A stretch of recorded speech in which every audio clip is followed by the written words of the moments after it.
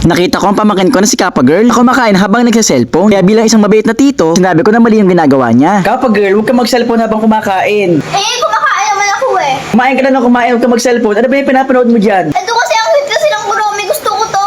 Huwag ka cellphone na cellphone kumain ka. Tsaka yung gulay ubusin mo, oh. Gulay. Kainin mo yan, masustansya yan. Sige po, Kuya Luz. Pag kinain ko to, bibili mo ako nitong kurami. Hindi sanay kumain ng gulay si Kappa Girl, kaya chinichir ko siya. Sabi ko, try mo lang, masarap naman niya at masustansya. Nung natikman niya, nasarapan nga siya. Kaya naman kumain pa siya na isa at nagustuhan na nga niya ang gulay. Masarap pala ang gulay. Dahil kinain ko yung gulay, bili mo ako nitong kurami. Bilang reward dahil kumain siya ng gulay, binilan ko siya nitong kuromitoy. Matagal na niya rin kasi nire-request sa akin to eh. Isasabi daw niya kasi ito sa bag niya. Oh, ito na. Ang bilis naman. Sige, Kuya Luz, sa tayo sa'yo. Masabi ko kumain ng maraming gulay. Kaya mahabang kumakain pa siya, tinuubos niya yung gulay. Ito nga, tina-unboxing ko na itong kuromitoy na gusto niya. Sabi niya kasi sa akin na sobrang sapis siya ating lalaroin itong kuromitoy. Sobrang nakakatuwa daw kasi pag pinindot mo tong heart sa gitna, magbabago-bago daw ang face ni Kuromi. Ang ganda nga niya, marami siya expression, may naka-smile, may nakatulog, merong nakakindat, at merong masaya. Kahit nga ako nalibang habang sinusubukan ko to eh. Oh. Hindi ko napansin sa gilid ko, sobrang excited pala ni Kappa Girl laruin itong kuromitoy. Ito nga, bibigay ko na. O ayan, sa'yo na itong Kuromi, pwede mo itong isabit sa bag mo. Tingin mo, Kuya Luz, sa mukha mo talaga si Daniel Padilla.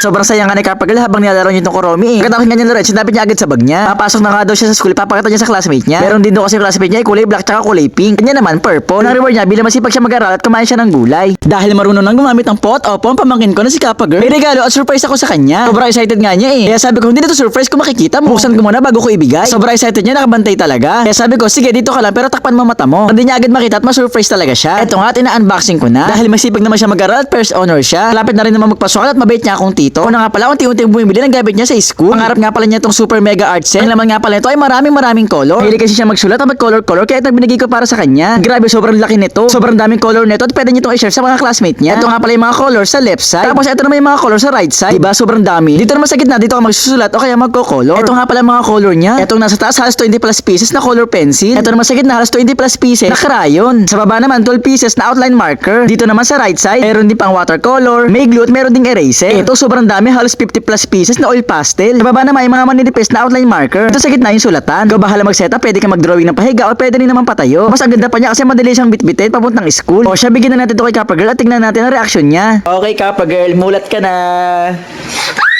Super mega art set. Akin na lang to. Oo. Thank you, Kuya Luz. Kamukha mo talaga si Daniel Padilla.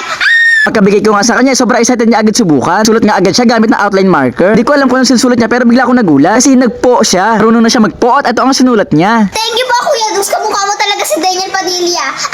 Thank you sa regalo mo sa akin na super mega art set.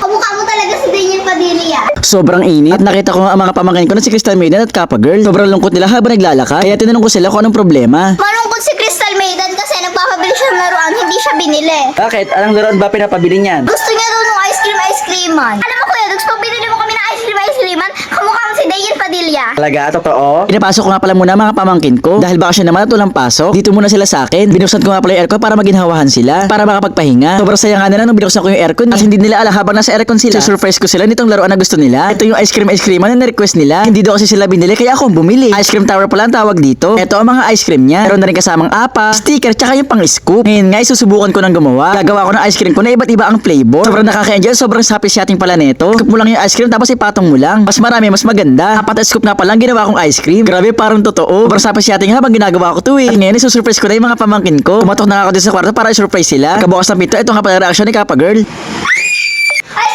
cream yan? Amin na lang? Thank you, Kuya Luz. Kamukha mo talaga si Daniel Padilla. Tara, gawa na tayo ng ice cream. Sige. Sobrang excited na nga na subukan gumawa ng ice cream. Sabi ko, ako yung magkukunyaring customer. Ice cream! Ice cream! Ice cream! Magkano po ice cream? 20 pesos po. Gusto ko po ng chocolate flavor. Nakakatuwa nga dahil magkasundo silang gumagawa ng ice cream. Tapos na po ang ice cream. Saan? Wow! Ito pala ginawa nila sa aking ice cream. Siyempre, kunyari kinain ko para matuwa sila. Thank you, Kuya Luz. Ice cream! Kamukha mo talaga si Daniel Padilla. Tama. Yeah!